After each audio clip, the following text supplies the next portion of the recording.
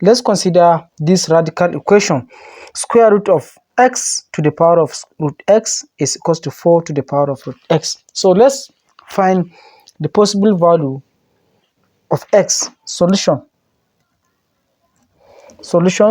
I would like to square both sides, to take the square of both sides. That means I'm going to have x to the power of root x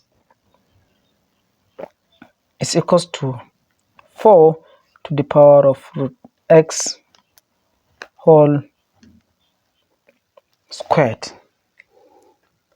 Okay, we know that this 4 is same thing as 2 squared, so we are going to have x to the power of root x is equals to 2 to the power of 2 root x whole in bracket to the power of 2.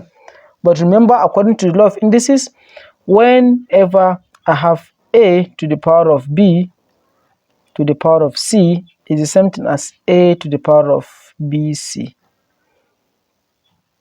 Going by this, I'm going to have x to the power of root x is equals to 2 to the power of 4 root x. That is very good. Then this 2 to the power of 4 is the same thing. Going by this, we can have x to the power of root x is now equals 2 to the power of 4 whole bracket to the power of root x. That is very good. Going a little bit further, this is x to the power of root x is equals to 2 to the power of 4, of course is 16 to the power of root x. We can see they all have common power.